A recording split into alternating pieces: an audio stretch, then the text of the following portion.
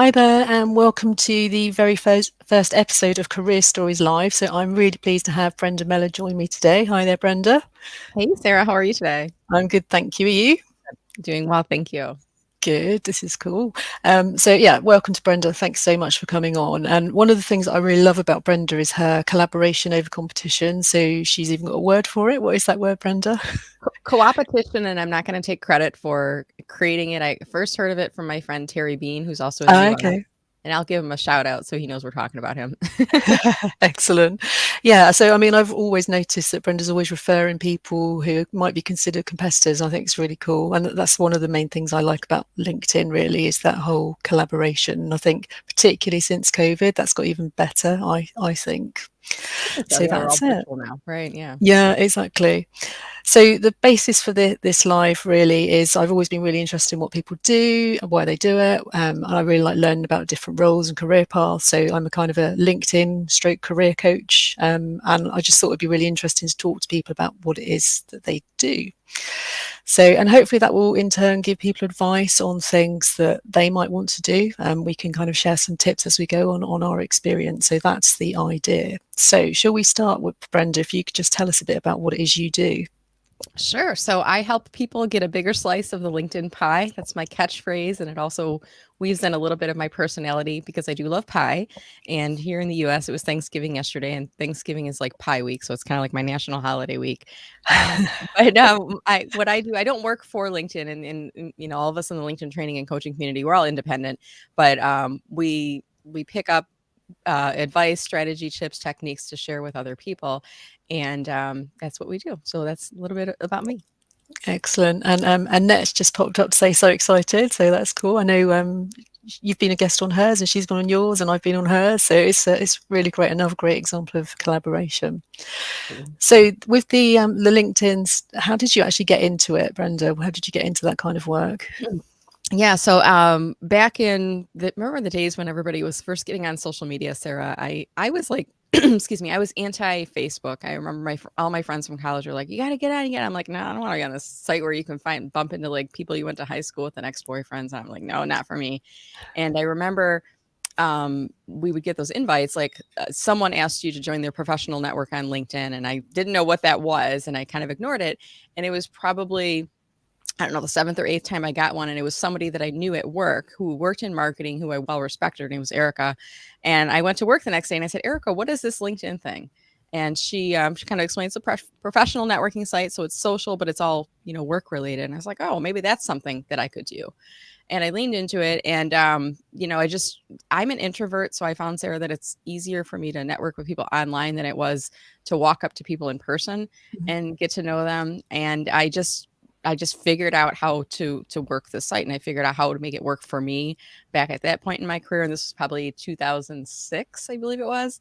And over the years, I just started picking up different strategies and techniques. And because I had a little bit of a running edge on others, I would teach those techniques to others. And I started blogging, and every once in a while someone would ask me to speak at an event about LinkedIn. So I started building up my personal brand of a side hustle without even realizing what I was doing. And fast forward to 2017, when I had the opportunity to figure out where I wanted to go next in my career. And those of you who've been in career transition, wink, wink, you know what I mean? As I was looking for work and interviewing and doing all the things that you do to look for another full-time job, people were approaching me. Hey, Brenda, since you have some time, can you help me with my LinkedIn presence? Hey, Brenda, since you have some time, can you train my team on social media or LinkedIn? And hey, Brenda, since you have some time, can you help us with our marketing strategy? And I wasn't even trying to do my business. I had an LLC just for tax purposes for some of the side hustle money that was coming in, but I wasn't intending to stay on that path. But then one day I kind of go, I'm not even marketing myself in my business, and this is what's coming in. Imagine if I put the same effort into promoting myself in my business, I could really start to get this to take off. So that's kind of the start of it. It was like I don't want to say I fell into it, Sarah, but it wasn't intentional. I know there's some people that say, hey, I'm going to leave my corporate career and this is what the path looks like and this is my end date. For me, it was, I kind of just had it rolling all along, and I leaned into it when I saw the opportunity present itself to me. And, that's, now coming up on 6 years. I call myself enthusiastically unemployable. And that doesn't mean I can't get a job. It means I love working for myself so much that I could never imagine interviewing or going and finding another employer to work for who's a better employer than me. Yeah, perfect. Yeah, I think I'm similar. I've been self-employed now for 20 years, and yeah, I did go for an interview a few years back, and I kind of went in and just thought, I just don't think I Yeah, could what am do I this. I doing, don't right? think I could. No, no. And actually, the guy that interviewed me said, "What are you going to do if you don't get this job?" So I said, "Well, I'm going to do this, this, and this to promote my business." And he's like, "Uh-huh." And then I didn't get the job. Obviously, he was giving me coaching in the interview. It was quite funny, but other Wow. people Yeah. can see it more than you sometimes, I think, can't you? Yeah. Okay, so that sort of covers what I was going to ask you next. So what was it that made you switch from corporate life to consultancy? So you've kind of touched on that. Could I What would add you on to say? that though? Yeah, of course. So, like I said, I think there's some people that choose that path, and some people the path is chosen for you, or at least you're presented with options. And for me, the options were, my corporate career at that time was ending, and I could certainly have continued to interview, but also I had some of these side opportunities that are coming on. Um, there was a few things that made me decide to stay on my own path, because I could have, like, in the beginning it was, I'm just doing this until I find something, and that's what the plan was. I'm just doing this until I find something. And I probably had 3 or 4 months of when I was saying that I'm just doing this till I find something. And then when I started to piece things together and realize this was actually a viable path, one thing that really triggered it in my mind, and I think it is a lot of in your mind too. You have to choose it. You have to believe it. You have to believe in yourself. One thing was, I was listening to a lot of audiobooks and people that were doing their own thing and different, training, things like that. And I remember this woman, and I can't remember who it was, but she said, when you work for an organization and you do a good job, you might get a promotion, or you might get like an annual bonus or an increase in pay. Especially if you work in sales, you might get a commission or something like that. But you get a little bit of the cut. If you work for yourself, everything that you bring in goes to you. Now, you do have your business expenses and all of that, but your income is now ceilingless, really. I mean, your potential is only what you allow yourself to be. And for me, it was like, oh my gosh. And I started realizing, as I was booking more clients, there's not really a cap other than the amount of work that I can do. And I did have to mourn the loss of my corporate career, because I wanted to be a CMO, a chief marketing officer. That was the path that I wanted to be on. And I had to accept the fact that there is not just one path to success, that you can create your own path. But I had to let go of my belief in the system, in the corporate institutional system, that was the golden ring that I wanted to grab. I had to let go of that and accept that there was another path. And really, once I chose that path, I was like, I can't even believe I wanted to do this. Like, this is so much better than I could have ever imagined. So yeah, it was a conscious decision, but it was a little bit of a back and forth for a while before I made that Yeah, path change. yeah. It's really funny how we're quite similar, because mine was similar. My goal was I wanted to be HR director, and that was kind of what I was working towards. And then the opportunity for redundancy came up a third time. Had to keep ticking the box each year to reapply, and you just think, actually, do I really want to be in this? It's not a great environment Not to be in, fun. is it? No, it's not. It's not. So, what have you had many kind of struggles with your own business? Like self-belief, or how you're going to find clients, all of that kind of stuff. It's interesting that you asked that question. So yeah, I think we all go through a little bit of a Mm, roller coaster when you're self-employed. I've had soft months. I never call them bad months, because they're not bad. Even the months that have been lower in revenue, and even those hard months during the pandemic, I still found opportunities to both help others, which has always been an important part of and thrust of my business, helping others. How can I help others that are in worse conditions than I'm in? And then also, how do I keep myself visible, and how do I leverage my resources and my knowledge and my talent to help people that could benefit from it? Um, there's not been a time where I've ever gone and think, oh, maybe I should go back. And mm, I've seen other people, and sometimes they're on that path of working for themselves for 5, 10, 15 years. And they're like, I just don't want to chase the clients anymore. I don't want to chase the revenue anymore, because it's not guaranteed. You don't get a paycheck. You get paid when your clients pay you. But there have been times where I've walked away from clients that weren't a good for me, for my values. I've been in some prospecting phone calls where I realized that it was not a good fit. And I said, I don't think our values align. I mean, I felt really proud of myself, hold my head high and said, it's not a good fit. I think you should find someone else who's a better fit for your values. And I walked away from the conversation. I've fired clients that aren't a good fit for me. And in a polite, professional way, of course. But, overall, there's been a little bit of a roller coaster of, some months have been great in terms of revenue and results, and other months have been softer. But every month I know that my boss knows I'm doing a good job. Every month I know that I'm not going to get fired, right? I'm not going to be made redundant. And every month I know that I can choose the path I go on into the next month. So if things aren't working for me, if there's a service I no longer enjoy, I discontinue it and I figure out what I want to do next. So I think that's important to keep in mind what you do when you start your business. If you do want to be self-employed, doesn't mean need to be what you do forever. If you can choose to evolve based on what brings you joy and where there is a need in the market and people are willing to pay for your services. Yeah, that's really good. Really interesting. We didn't have a run through, but one of the questions I was going to ask you was about values, and you just mentioned that. So that's really good. So I was going to say, what is your view on values and their importance in your career, or when you're job searching, or even client searching? So have you kind of gone through an exercise of defining your values? Do you just know what they are? It's a really good point. I did like the personality assessments and all those other things like Yeah. pre-corporate. And I realized things I enjoy teaching others, and I'm not a command and control style leader. I'm more of an inspire and motivate type of an approach. And I've come to the conclusion you can't please everybody. I try to be a people pleaser, but sometimes you just can't please everyone. And there's some people that don't appreciate your expertise too. I mean, they as you know, Sarah, they pay you, they hire you for your expertise, and then you tell them what to do and they don't. And there's a point in time where you have that conversation where you're like, hey, remember, you're paying me for this expertise and I'm trying to tell you to do that. And they're like, yeah, but I don't want to do that.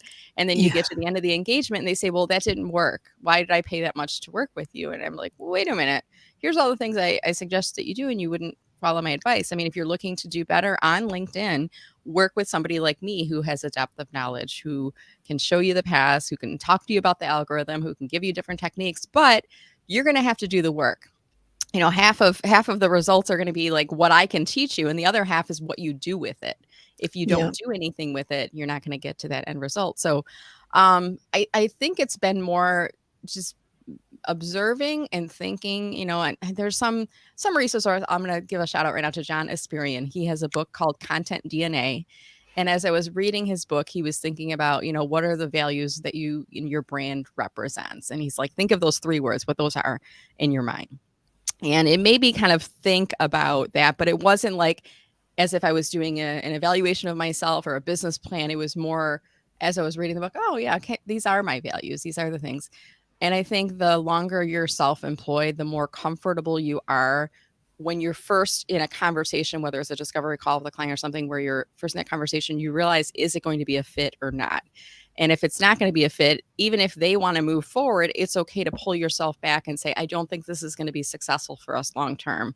It takes a lot of courage to do that because that's walking away from money, right? Like people handing you money and saying, nope, I don't want that money. It's not something that aligns with me and my values. But I think it's okay to give yourself permission, but it's something that comes with experience. I don't think in the early days of my business, I would have turned anything away because I was so nervous about the money and being successful.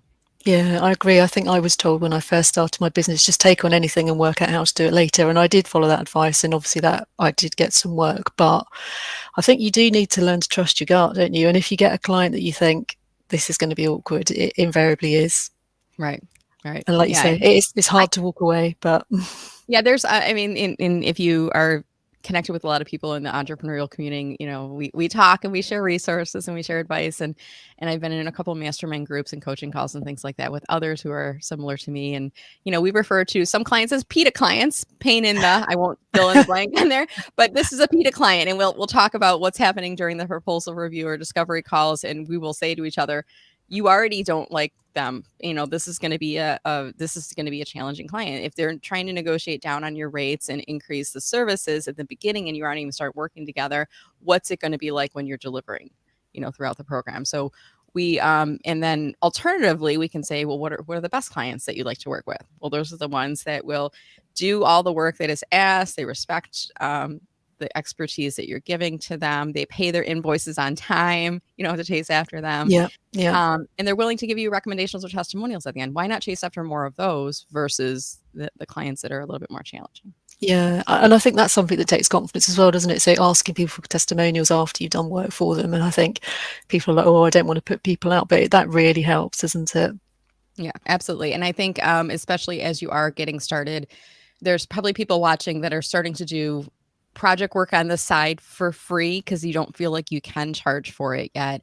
So your payment is you ask them for a testimonial. They give you a testimonial, that is their payment. And I would highly recommend do that in the form of a LinkedIn recommendation, because then it's public.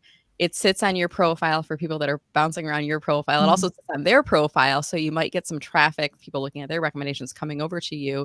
And then you can use those on your website, in your marketing materials, in social media posts as social proof.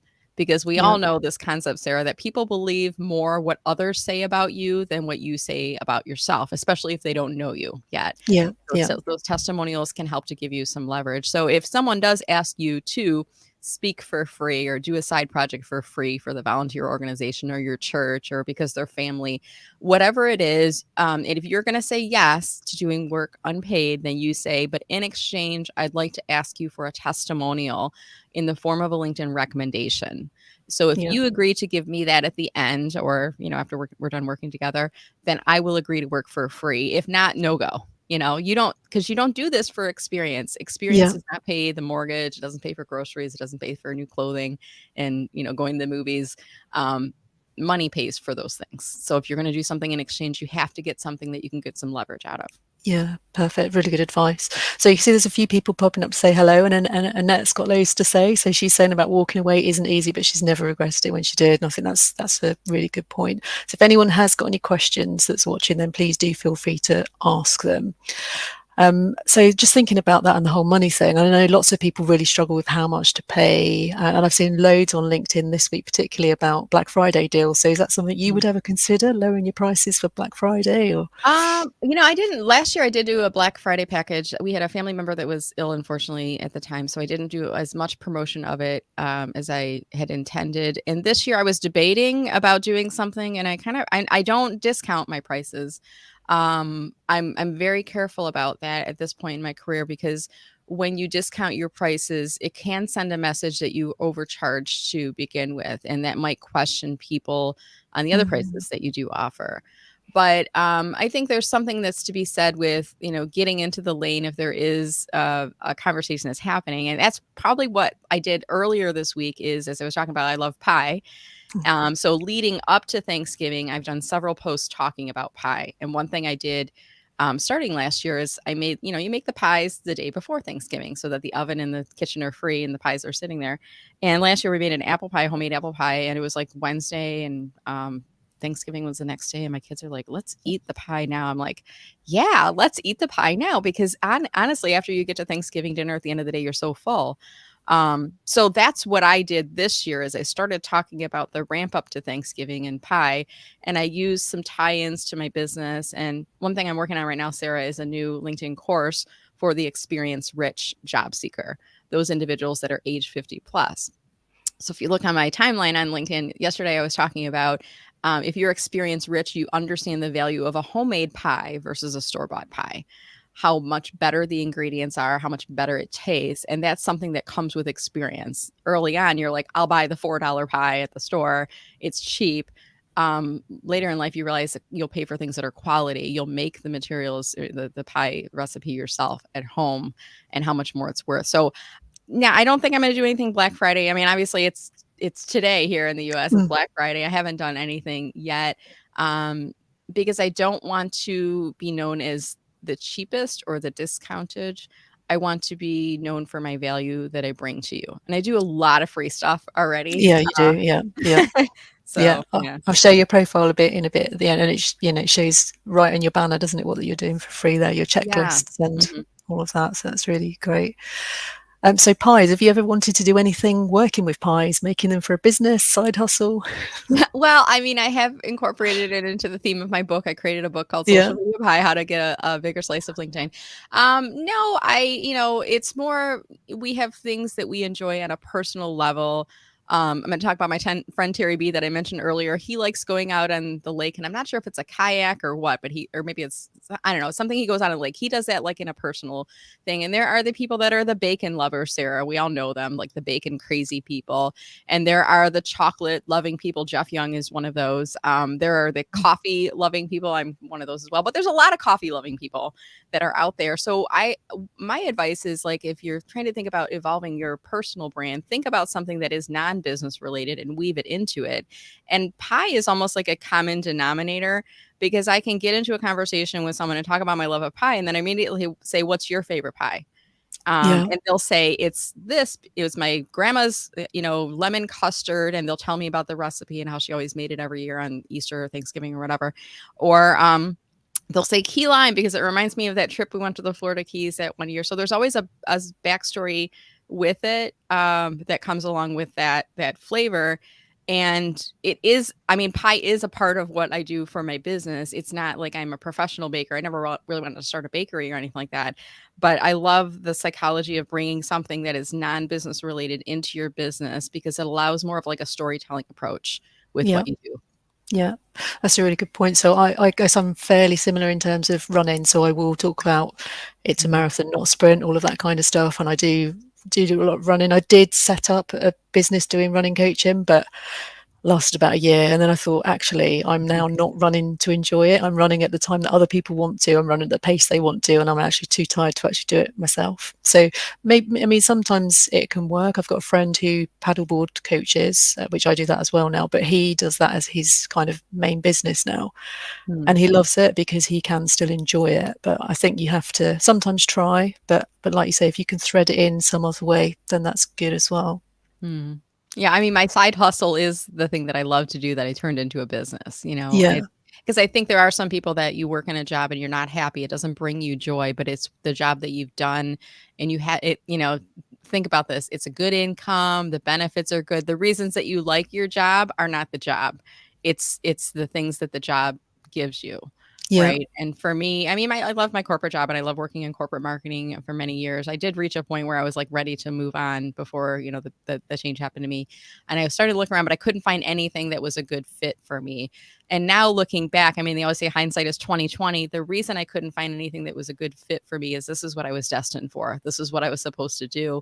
And I mean, I don't want to say I fought it, but I didn't accept that this was the path for me until I was doing it, until I was getting some traction and some success in it. And then I accepted it, and moved on. But there may be others that are out there that are thinking about that. Like, I mean, you might have the side hustle thing that you're like, can I do this? And then you mm, might even not be there yet, but you're in a corporate job that you can never even fathom leaving corporate and doing something that brings you joy. You maybe haven't even realized that you don't have any joy in the work that you do. You maybe aren't even there. I mean, I remember being a time where I was so institutionalized into being into a corporate role that I was having like heart palpitations at night. I was getting so nervous and anxious about everything that was happening. And I didn't even realize this is not a normal thing to be mm, feeling. This is not, and when you have those points where you're breaking down crying several weeks when you come home from work, and you're so stressed that every Sunday night you're getting anxious about the week starting, and you don't even allow yourself to say, I should leave this corporate job because this is not even that it's not bringing me joy. It's that it's causing me so much stress and anxiety and negativity that it's not allowing me to enjoy my non-working hours. I think some people you can't get there. I don't know. Like, I don't know that it's a linear process. Sometimes something shocks you into that, and it might be being laid off or let go, or it might be a health scare. It might be something happening in your personal life where your employer is not supporting this shift of where your energy needs to be. Sometimes you just get shaken into it and then you're like, wow, what in the actual heck? Like, how did I end up here? And yeah. now, what do I do next? But you got to give yourself the courage to move on. Agree. Let's just see what Paul's saying. Can't believe I get paid to play music at parties when it's something I enjoy so much. So yeah, so Paul is doing a bit of DJing on the side, so that's quite nice. That's awesome, Paul. Yeah, and I think that's the thing, isn't it? When you're in a corporate role, and I've just been involved being a charity trustee for a few years as well, and you kind of you get into that thing, don't you? Like everyone's dependent on me. What's going to happen if I leave? And you kind of take on everyone else's stress as well. And it's not until you actually do leave that you realise that it doesn't need to be like that. So I think that's Yeah. a big learning point. Yeah, absolutely. Yeah, it's like giving yourself the permission to think about, and there's so many people that I work with that are individuals in career transition. Your job that you did before may not exist, Yeah, anymore. It's almost like think about. I mean, and this sounds kind of a weird analogy, but like a sponge. And if you have a kitchen sponge, at some point there is no more useful value to the sponge. You know yeah, what I mean? Like, and you go over people's houses sometimes and you're like, yeah, that sponge has seen better days. And they might go, oh, really? Well, it still works. Yeah, but if you bought a new sponge, it'd probably give you more value. It'd probably be able to clean a little bit faster and do all the things. But sometimes when we live with things, they get so comfortable because we've had them for so long that we don't realize it. We can't see it. And same thing with like a ratty old t-shirt or a sweatshirt that you've had forever, or a blanket that has holes in it. You've had it forever, but you can't seem to part with it. But there is no useful value. The blanket's not covering you enough because there's holes, and the holes are letting the heat escape. And it's hard, and it feels like when someone's telling you, maybe you need to move on, when they're hearing you complain about your job all the time. Maybe you need to move on. Have you thought about no? And they're like, no, I'm doing this job. I've been here for 10 or 15 years. This is all that I know. This is who I am. And it can be heartbreaking to come to that conclusion, that if somebody's telling you, you have to come to that conclusion on your own, I think. yeah. Agree.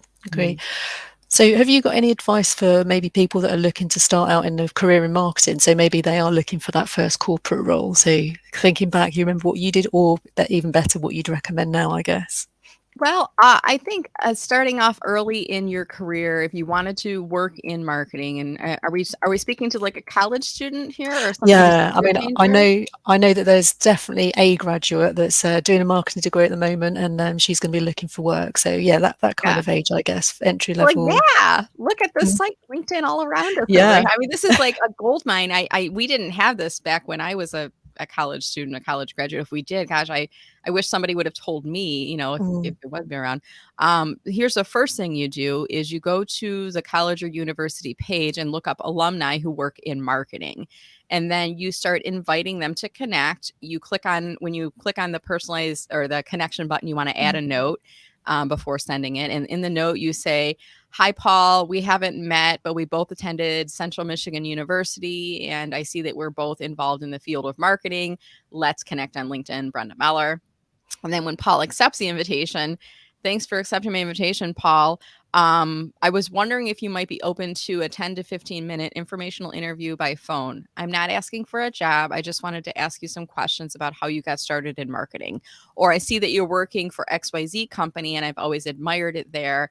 Wanted to ask you some questions about, how you got a foot in the door there, whatever it is. Not everyone will respond and say, yes, I'll give you the time, but some people will. Some people will say, sure, we'll chat.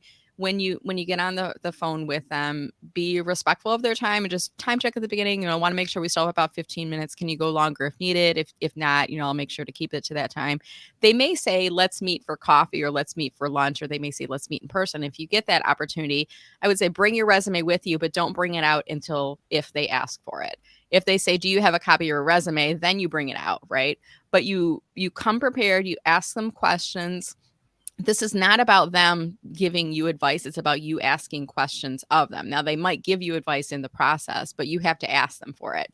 If you say, what advice would you give me? That's a way of asking for it. Don't expect for them to be the person driving your career. But yeah, I think through LinkedIn, making a wish list of organizations that interest you, job titles that interest you, and try to connect with alumni from your college or university first. And at the end of every one of those informational interviews, ask the question, two questions. Is there anything I can do to help you? They're probably not going to have anything because you're just a college student at that point, but they're going to appreciate the fact that you asked. And the second thing is there anyone else you think it would be beneficial for me to talk to? And they may offer you a couple names. Yeah, you should talk to Sarah. She's also in marketing, and Mm. she was in the HR department, but she has got a Yeah, marketing background too. So yeah, that's my advice for those people just getting started. that's excellent. And I really like your way of framing it there. And I think being from this country, I think people are quite reluctant to ask for things like that. And I did run a session on informational interviews a couple of years ago, and people are really interested in the idea. I'd say it takes a bit of courage for them to actually do it, but then you have got LinkedIn to help you, so you haven't got to make that cold call. You can send it on a message, and like you say, if you say up front, I'm not asking you for a job, I'm just interested in how Right. you started, then you're kind of flattering them a bit as well, aren't you? So that's excellent, thank you. Yeah, absolutely. Yeah, cool. And then if people are looking to set up as a consultant, what would you say you need to think of? Obviously, LinkedIn again. Yeah, I mean, I think about when you are working in your corporate role, if you're starting to think about setting up a business to be a consultant as a side hustle initially, there's a ramp up period a couple years before you start going into consulting that you want to position yourself as a thought leader. You want to be sharing posts that are demonstrating your expertise, but you also want to start using LinkedIn. I like to call it using LinkedIn in stealth mode, so that you're not setting off any red flags that you're starting your business, but you start to do things like you set up a company page on LinkedIn. Maybe that's not linked to your profile yet, so you have a place where you're starting to post information. It's almost like a mini version of a website without requiring a website. And then you're starting to shift from just talking about the company all the time to talking sometimes about the company, and then talking sometimes about the concepts that you are an expert or well versed in. So for example, for me, I was working in higher education as a marketer. So sometimes I would talk about and promote the institution. Other times I would talk about marketing and social media. But there was never any red flags I was setting off, because I wasn't saying book me as a speaker for your event. I was saying, did you know that LinkedIn has, X million people that are in business industries, and we can connect with people all over the world. So it was more general information that, yeah, could apply to the college or university and could apply to, different areas.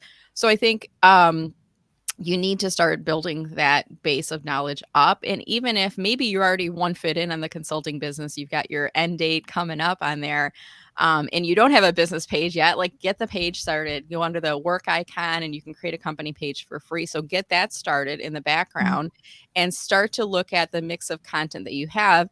And as you get closer to exiting, it should be less and less about the company. Maybe none of the posts are even about the company. Maybe the posts are all now about the area of expertise that you're going to be a consultant in.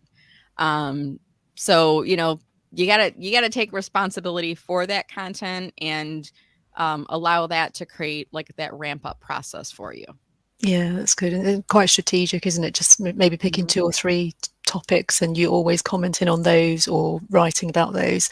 And I think Absolutely. also just don't be too upset if you don't get any response on LinkedIn, because it does take a while, doesn't it, for people to start responding to your posts?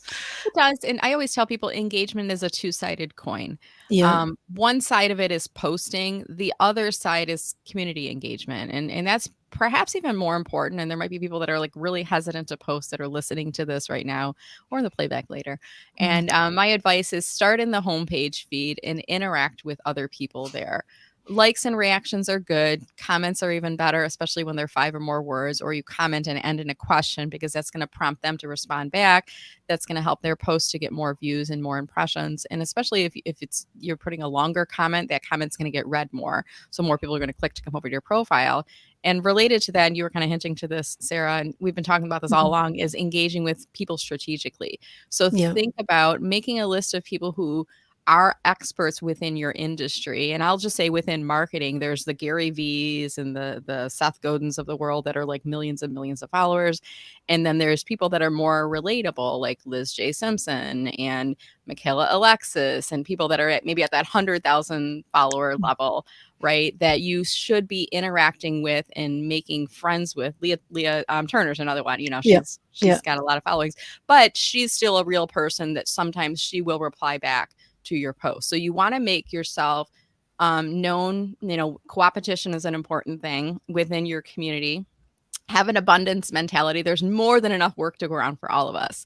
Not a scarcity mentality that says, I'm not going to interact with my competitors because I don't want them to see what I'm doing. That's not going to benefit you, especially on LinkedIn. This whole concept of social media karma is at play. The more that you put out into the universe to help other people, the more benefits you're going to see for yourself. Having said that, you want to be strategic. You want to interact with some of the major players that are out there, and you want to interact with some people that are more at your level. I think the blend of both of those things really helps when we come back to that two-sided coin. Posting is one side, engagement is the other side. That's when the engagement magic starts to really happen. Yeah. Excellent. And I can see Jeff just popped up to say he actually got notified about the shout out. So I'm guessing he means someone told him that he was being talked about. So Yeah. thanks for joining, Jeff. I know you'd said earlier that you're on holiday. So it's cool that you've popped in. Thank you. Excellent. So we're running a bit short on time now. So have you got any career highs that you could share? Anything that you've really enjoyed in your career? For me, I track my numbers, and I'm going to give another shout out to Liz J. Simpson related to this. I was enrolled in her mastermind. It's called the Big Money Movement. It was about a year ago, and part of this is every call we would have a weekly call as a group, and we'd get on the call and we'd talk about our numbers. How many contacts we made, how many proposals, how many wins, and I remember there's a couple other numbers, and I would always track like my monthly income month over month. But now starting to track those steps to the sale helped me to get really focused on that. As a result of her program, I had multiple months where I made more in that month than I made the first 5 years of my career. Like, wow, that's mind blowing to think about that. Publishing a book, that's been a high too. And, it was very intimidating to think about writing a book. Could I even write a book? Yeah, I did. I wrote a book. That was a high for me. And there's been other times too. I think even during the pandemic when I had the soft months, right? Mm-hmm. I was shifting towards helping. I was doing two things. One was helping people that were being laid off, let go, unemployed. I started this whole LinkedIn for Job Seekers series. I now do a Friday VIP Job Seekers call, which is every Friday from 10 to 11 Eastern. We still do it to this day. It's free. And then I also I had access to LinkedIn Live back in the day when they were still approving people. So because my business was lightening up, I was like 5 days a week doing LinkedIn Live, and I would pick people in my network to interview. And it did two things. One is it gave both of us visibility because I was pushing it out and we were getting interaction. And the other thing is I just got a lot of experience doing LinkedIn Lives, a lot of experience doing interviews. And I'm going to be converting that into a podcast. I've got a friend who's going to help me to do that probably in the next year. But even when you think about the lows of the pandemic and what it did to all of us, there were some opportunities to reach out and to help others that I'm really proud of. I look back at that and I remember the first webinar I did was I think it was like April of 2020. So I didn't wait. I started things right away on there. So I'm really proud about that. Oh, brilliant. Definitely some highs. I remember when your book came out, I got it on Kindle format. It's brilliant. And I know you were recording it for Audible as well. Did you finish that? I did. I finished that up, about a year ago. I think I finished the audio. So now it's in paperback, audio, and there's an ebook version of it as well. Oh, excellent.